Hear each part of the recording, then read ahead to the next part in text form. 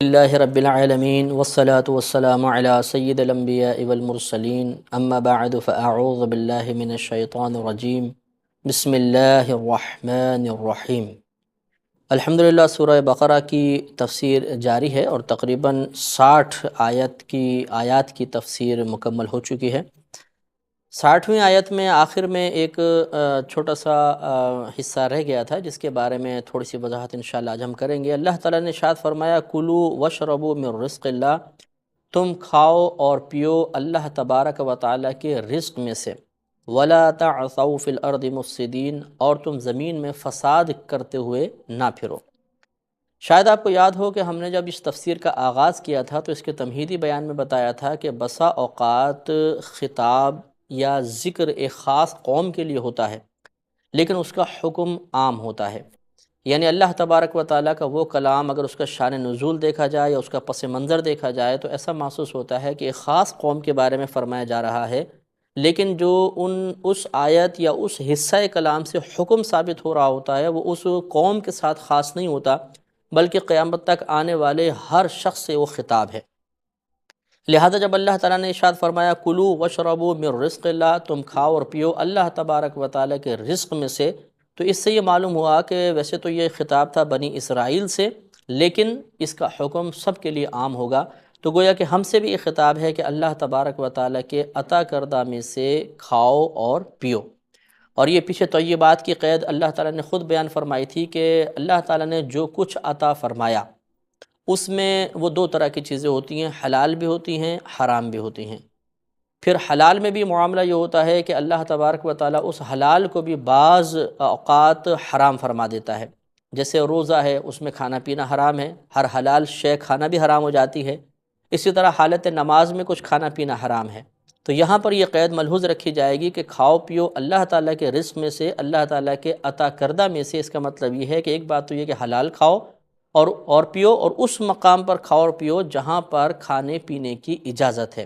لہٰذا بھی اس آیت سے یہ استدلال نہیں کیا جا سکتا کہ جو مرضی کھاؤ پیو، اللہ نے مطلقاً بیان فرمایا اور جس حالت میں چاہو کھاؤ پیو، کیونکہ اللہ نے کوئی قید نہیں لگائی ہے۔ کسی ایک آیت سے کوئی حکم ثابت کرنے سے پہلے ہمیں اس سے متعلقہ دیگر آیات اور پھر احادیث کریمہ کا مطالعہ کرنا بھی ضروری ہے تاکہ درست نتیجے پر پہنچ سکیں۔ اسی طرح جو اگلا حصہ ہے اس میں بھی اللہ تعالیٰ نے ہر ایک سے گویا کہ خطاب فرمایا کہ تم زمین میں فساد کرتے ہوئے نہ پھرو۔ اس لیے فساد اسے کہتے ہیں جو بگاڑ پیدا کرے، اور بگاڑ اسی وقت پیدا ہوتا ہے جب ہم اللہ تعالیٰ کی نافرمانی کریں، اللہ تبارک و تعالیٰ کے احکامات کو نظر انداز کرنے کی کوشش کریں، یا ملکی وہ قوانین یا عالمی وہ قوانین کہ جو دائرہ شریعت میں رہ کر ہیں، ان قوانین کی جب تک پیروی نہیں کی جائے گی دنیا میں ضرور فساد پیدا ہوگا۔ لہٰذا اللہ تبارک و تعالیٰ نے اس فساد سے منع فرمایا۔ نتیجہ نکلا کہ جو زمین میں فساد کرے گا وہ اللہ تبارک و تعالیٰ کے اس حکم کا نافرمان کہلائے گا اور اس کو آخرت میں سزا بھی ملے گی۔ اب آگے اللہ تبارک و تعالیٰ نے مزید ارشاد فرمایا وَإِذْ قُلْتُمْ يَا مُوسَىٰ، اور یاد کرو جب تم نے کہا کہ اے موسیٰ، لَن نَصْبِرَ عَلَىٰ طَعَامٍ وَاحِدٍ، ہم ہرگز صبر نہیں کر سکتے ایک کھانے پر، فَادْعُ لَنَا رَبَّكَ، تو آپ ہمارے لیے اپنے رب سے دعا کیجئے، يُخْرِجْ لَنَا مِمَّا تُنبِتُ الْأَرْض، کہ نکالے وہ ہمارے لیے ان چیزوں کو جنہیں زمین اگاتی ہے، مِن بَقْلِهَا یعنی ترکاری، وَقِثَّائِهَا اور ککڑی، وَفُومِهَا اور گیہوں، وَعَدَسِهَا اور مسور، وَبَصَلِهَا اور پیاز۔ قال موسیٰ علیہ السلام نے فرمایا اتستبدلون الذی هو ادنی بالذی هو خیر، کیا تم اس چیز کو بدل دینا چاہتے ہو جو بہتر ہے اس سے جو تمہارے لیے ادنا ہے، کمتر ہے، یعنی اعلیٰ کو چھوڑ کر تم ادنا اختیار کر رہے ہو۔ اہبطوا، تو تم اتر جاؤ مصرن کسی بھی شہر میں، فإن لکم ما سألتم، تو بے شک تمہارے لیے وہ ہوگا جس کا تم نے سوال کیا۔ تو اب یہاں پہ یہ غور فرمائیے کہ انہوں نے جب موسیٰ علیہ السلام نے دعا فرمائی اور اللہ تعالیٰ نے من اور سلوہ نازل فرمایا، انہیں پانی کے چشمے ان کے لیے جاری کر دیے گئے اور بہترین لباس کہ کبھی بھی بوسیدہ نہیں ہوتا تھا، اتنی نعمتیں حاصل کرنے کے باوجود پھر ان کو شرارت سوجی اور انہوں نے دوسری چیزوں کا سوال کیا اور ایسی چیزیں طلب کی ہیں کہ جو چیزیں گوشت کے مقابلے میں بٹیر اور جو من اوپر سے نازل ہو رہا تھا ذائقے دار شیریں مادہ تھا، اس کے مقابلے میں یقیناً ادنا ہے۔ اور اس چیز کا سوال کر کے گویا کہ انہوں نے اپنی کم عقلی، کم فہمی کا ثبوت دیا اور اللہ تعالیٰ کی نعمت کے ناشکرے پن میں مبتلا ہونے کا اظہار کیا۔ اس سے اللہ تبارک و تعالیٰ نے مطلب اس کو ناپسند فرمایا، اور بطور سزا اللہ نے آگے ارشاد فرمایا وَضُرِبَتْ عَلَيْهِمُ الذِّلَّةُ وَالْمَسْكَنَةُ، اور مسلط کر دی گئی ان پر ذلت اور مسکنہ یعنی محتاجی۔ وَبَاءُوا بِغَضَبٍ مِّنَ اللَّهِ، اور وہ اللہ تبارک و تعالیٰ کے غضب کے ساتھ لوٹے، یعنی غضب میں مبتلا ہو گئے۔ تو معلوم یہ ہوا کہ اللہ تبارک و تعالیٰ کی نعمتوں کے ناشکر پن میں مبتلا ہونا بسا اوقات اللہ کے عذاب میں بھی مبتلا کروا دیتا ہے۔ یہاں ایک قابل غور بات یہ ہے کہ دیکھیں، انہوں نے ایک بات تو یہ کہ وَإِذْ قُلْتُمْ يَا مُوسَىٰ، اور یاد کرو جب تم نے کہا اے موسیٰ، تو ایک بات تو یہ کہ وہ قوم موسیٰ علیہ السلام کو نام لے کر مخاطب کیا کرتی تھی، اور یہ قطعاً مناسب نہیں ہے۔ نبی ایک قابل تعظیم ذات ہوتی ہے، اس کا نام نہیں لینا چاہیے تھا۔ ہو سکتا ہے ان کے عرف میں جاری ہو، لیکن بہرحال نام لینا مناسب نہیں ہوتا ہے۔ انہیں نبی قال یا نبی اللہ یا حبیب اللہ یا کچھ بھی ایسے لفظ کہنے چاہیے تھے، جیسے کہ صحابہ کرام علیہم الرضوان کے ہاں، یعنی ہم یہ دیکھتے ہیں کہ جو اکابر صحابہ کرام تھے وہ کبھی بھی نبی کریم صلی اللہ علیہ وسلم کا نام نہیں لیتے تھے۔ ہاں، اعرابی جو ہوتے تھے، جو دیہاتی صحابہ ہوتے تھے، ان کو چونکہ آداب کا علم نہیں ہوتا تھا تو وہ اس طرح کہہ دیا کرتے تھے، لیکن یہ مطلب انہوں نے بھی نام لیا موسیٰ علیہ السلام کا، اور یہ مناسب نہیں ہوتا۔ اور پھر انہوں نے یہ دیکھیں، دوسری قابل غور بات یہ ہے کہ انہوں نے یہ کہا کہ آپ اپنے رب سے ہمارے لیے دعا کیجئے کہ وہ ہمارے لیے ان چیزوں کو نکالے، ان چیزوں کو پیدا کرے جنہیں زمین پیدا کرتی ہے، تنبت الارض، جنہیں اگاتی ہے زمین، جنہیں پیدا کرتی ہے زمین۔ تو یہاں پر پیدا کرنے یا اگانے کی نسبت زمین کی طرف کی گئی ہے، حالانکہ زمین سے جو کچھ بھی اگتی ہے وہ اللہ تبارک و تعالیٰ ہی اگاتا ہے، لیکن انہوں نے زمین کی طرف نسبت کی اور موسیٰ علیہ السلام نے ان کو منع نہیں کیا۔ اس سے یہ معلوم ہوا کہ فاعل حقیقی تو اللہ تبارک و تعالیٰ کی ہی ذات پاک ہے، لیکن اگر ہم کسی کو وسیلہ سمجھتے ہوئے کہ دینے والی ذات اللہ تعالیٰ کی ہے، فعل اللہ تعالیٰ کا ہے، لیکن بعض اوقات اس فعل کے ہم تک پہنچنے کا ذریعہ کچھ چیز دنیا میں بن جاتی ہے، تو اس ذریعے کی طرف اگر نسبت کر دی جائے تو اس میں شرعاً کوئی حرج نہیں ہے۔ جیسے زمین سے فصل وغیرہ اللہ ہی اگاتا ہے، لیکن زمین چونکہ اس کا وسیلہ اور ذریعہ اور سبب بن جاتی ہے، لہٰذا زمین کی طرف نسبت کرنا غلط نہ ہوا۔ لہٰذا اب یہاں پر بھی ہماری دنیا میں بھی اگر کسی کی طرف مجازی طور پر مجازن کسی فعل کی نسبت کر دی جائے، مثال کے طور پر اس طرح عموماً مسلمانوں میں جملے رائج ہیں کہ اللہ تبارک و تعالیٰ اور اس کے رسول نے کرم فرمایا، نبی کریم صلی اللہ علیہ وسلم نے عطا فرما دیا، نبی کریم صلی اللہ علیہ وسلم نے کرم نوازی فرمائی، نبی کریم صلی اللہ علیہ وسلم نے فضل فرمایا۔ تو یقیناً فضل فرمانے والی ذات، کرم فرمانے والی ذات، عطا فرمانے والی ذات اللہ تبارک و تعالیٰ کی ہے، لیکن چونکہ اللہ تعالیٰ نے بہت ساری چیزیں حتیٰ کہ اپنے ذات کی معرفت بھی اپنے نبی کریم صلی اللہ علیہ وسلم کے ذریعے کروائی، تو چونکہ ہمارے نبی کریم صلی اللہ علیہ وسلم ان انعامات، ان عطاؤں کے ایک وسیلہ بن گئے، لہٰذا آپ کی طرف نسبت کرنے میں مجازاً شرعاً کوئی حرج نہیں ہے۔ اسی طریقے سے اولیاء کرام کی طرف نسبت کرنا یا دنیا کے اندر کسی معاملے کی عام انسانوں کی طرف نسبت کرنا اگر مجازاً ہو تو اس میں شرعاً کوئی حرج نہیں ہے، یہ قرآن سے ثابت ہے۔ اور یہ مسئلہ تو واضح طور پر ہو گیا کہ اللہ تبارک و تعالیٰ کی طرف سے نازل کردہ جو گوشت تھا وہ سبزی اور دال وغیرہ سے افضل ہے، لہٰذا گوشت بھی اللہ کی نعمت ہے، سبزی اور دال بھی اللہ کی نعمت ہے، لیکن اگر ہم ان میں درجہ بندی کریں تو گوشت افضل ہوگا اور سبزی اور دال کو ادنا کہا جائے گا۔ اس کے بعد اللہ نے جو حکم فرمایا کہ تم کسی بھی شہر میں اتر جاؤ، بعضوں نے کہا کہ اس سے مراد وہی بیت المقدس ہے یا ملک شام ہے، یا بعضوں نے اس کو عام رکھا کہ کسی بھی شہر میں اتر جاؤ، جو تم مانگ رہے ہو تمہیں مل جائے گا، لیکن اس کی سزا یہ ہوگی کہ تم پر ذلت اور محتاجی مسلط کر دی جائے گی اور تم اللہ کے غضب میں گرفتار ہوگے۔ تو ایک تو یہ ناشکرہ پن اس کا سبب بنا، اور چند اسباب مزید تھے جنہیں آگے اللہ تعالیٰ نے بیان فرمایا، ذالک بانہم کانوا یکفرون بآیات اللہ، اور یہ اس سبب سے تھا کہ بے شک وہ اللہ تبارک و تعالیٰ کی آیات کا، نشانیوں کا، احکامات کا انکار کرتے تھے۔ وَيَقْتُلُونَ النَّبِيِّينَ بِغَيْرِ الْحَقِّ، اور وہ ناحق انبیاء علیہم السلام کو قتل کرتے تھے۔ ذالک بما عصوا وکانوا یعتدون، اور یہ اس سبب سے تھا کہ انہوں نے نافرمانی کی اور وہ حد سے تجاوز کیا کرتے تھے۔ نافرمانی اور حد سے تجاوز کرنے میں یہ چیز بھی آ گئی کہ انہوں نے اللہ تعالیٰ کی طرف سے عطا کردہ نعمتوں کا صحیح شکر ادا نہیں کیا، بلکہ دوسری چیزوں کی طرف بڑھ گئے۔ تو لہٰذا معلوم یہ ہوا کہ اللہ تعالیٰ کی آیات کا، نشانیوں کا، احکامات کا انکار کرنا دو طریقے سے ہوتا ہے۔ ایک یہ کہ انسان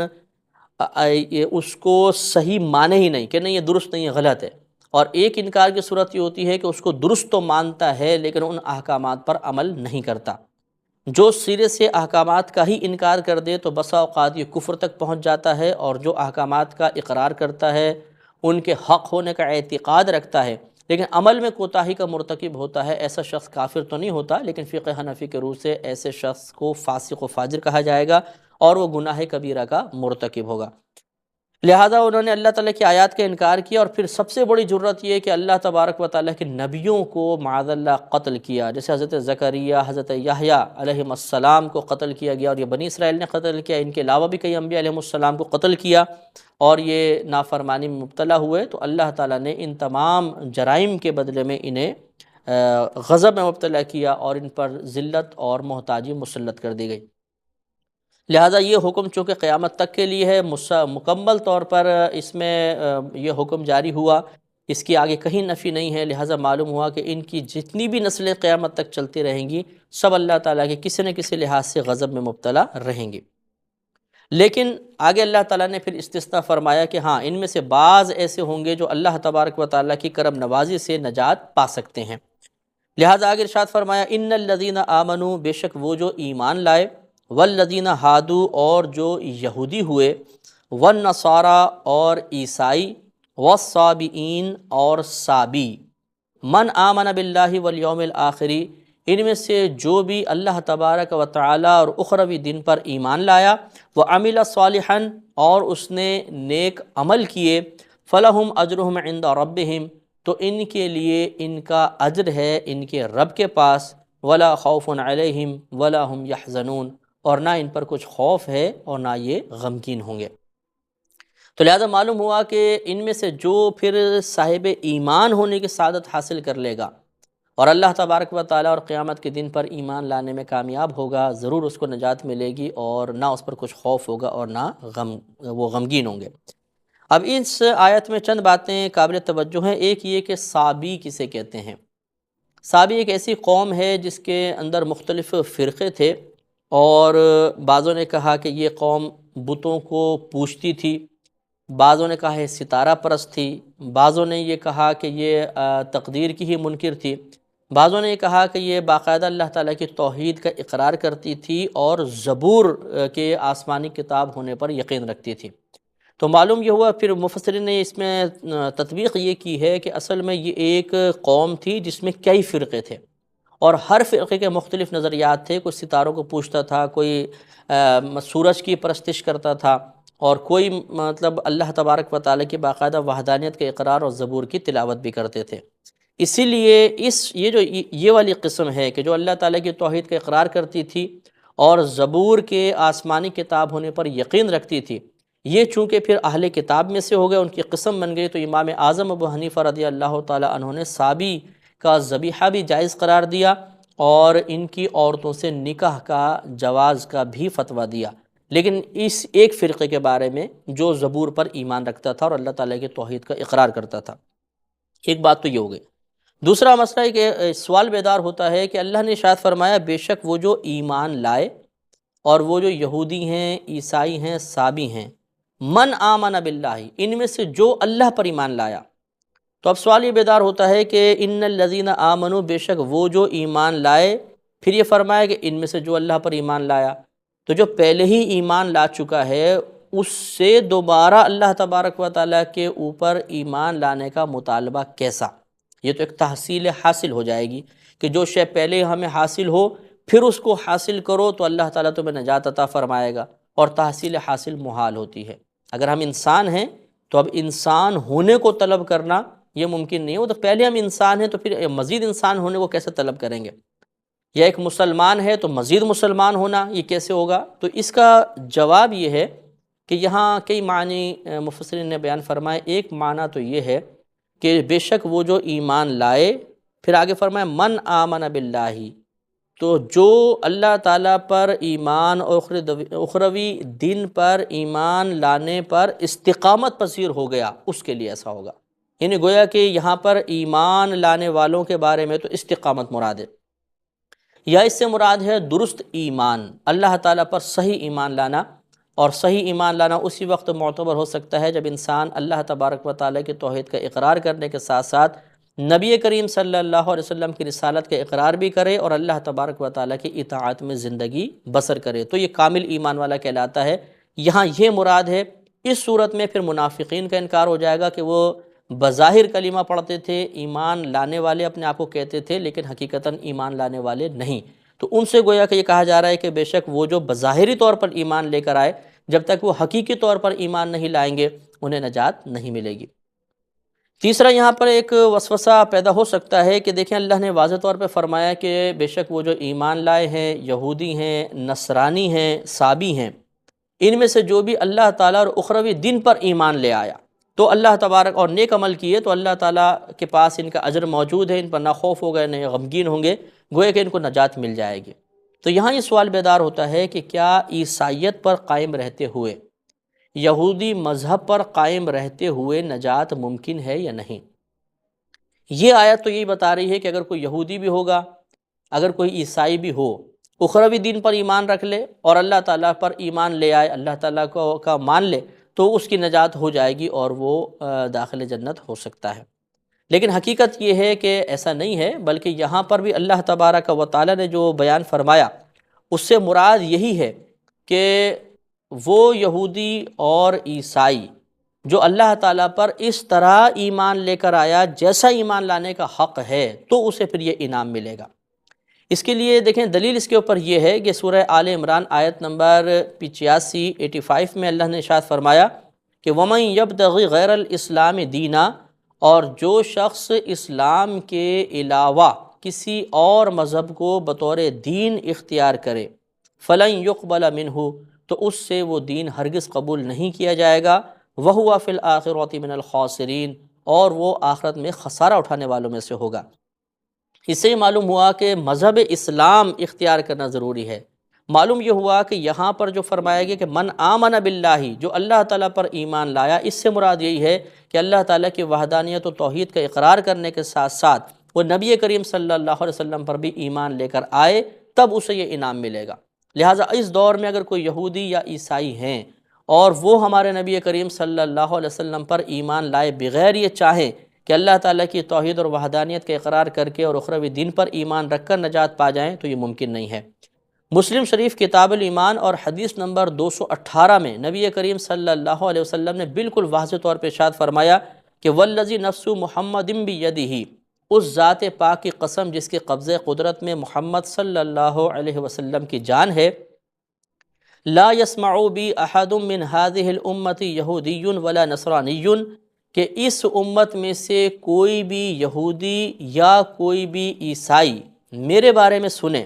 ثم یموت، پھر وہ مر جائے، ولم یؤمن بالذی ارسلت بہ،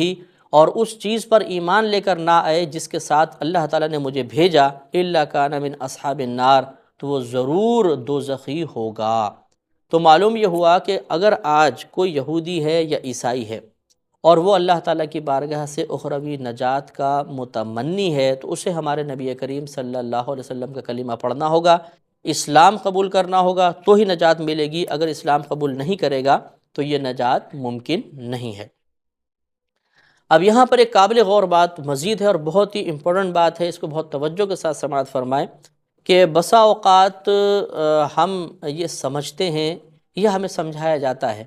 کہ قرآن عظیم کو ترجمے کے ساتھ پڑھیں اور خود غور و تفکر کریں، سمجھنے کی کوشش کریں، کیونکہ قرآن کا سمجھنا آسان ہے۔ ایسی بات نہیں ہے۔ ہاں، قرآن کا یاد کرنا آسان ہے، اس کا حفظ کرنا آسان ہوتا ہے، لیکن اس کا سمجھنا ہر ایک کے بس کی بات نہیں ہے۔ یہ جو تدبر قرآن کا حکم دیا گیا کہ قرآن میں تدبر کرو، غور و تفکر کرو، یہ ہر ایک کے حساب سے مختلف ہوتا ہے۔ عوامی غور و تفکر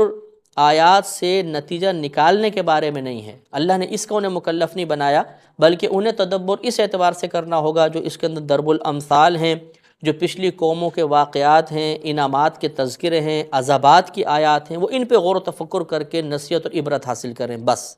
اگر وہ کسی آیت سے احکام نکالنے کی کوشش کریں گے تو گمراہی ممکن ہے، کیونکہ عوام کی علمی وسعت ایسی نہیں ہوتی ہے، ان کی ذہنی وسعت اتنی نہیں ہوتی ہے کہ وہ آسانی کے ساتھ قرآن سے احکامات اخذ کر سکیں۔ اب اسی آیت کو دیکھیے کہ اگر ایک عام آدمی صرف اس آیت پر غور کرے گا تو ضرور اس نتیجے پر پہنچے گا کہ اگر یہودی اور عیسائی فقط اللہ پر ایمان لے آئیں اور اخروی دن کا اقرار کر لیں کہ قیامت ہوگی، حساب و کتاب ہوگا، تو وہ نجات پا جائیں گے۔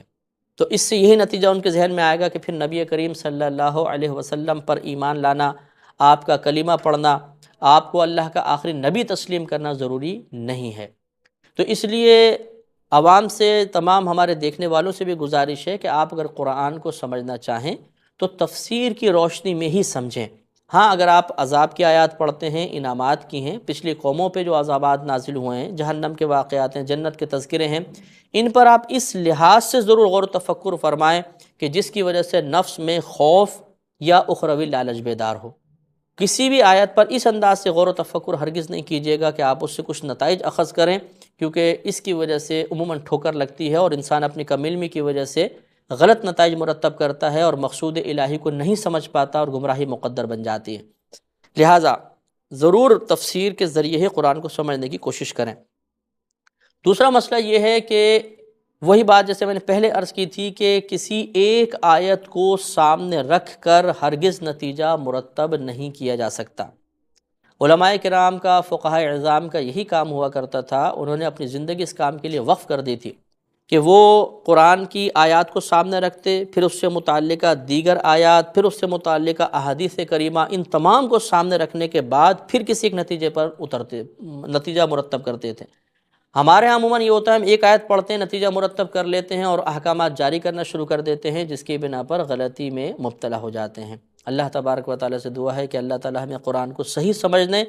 صحیح طور پر دوسروں کے سامنے بیان کرنے اور صحیح طور پر ذہن میں محفوظ رکھنے کی توفیق عطا فرمائے۔ آمین۔ وآخر دعوانا ان الحمد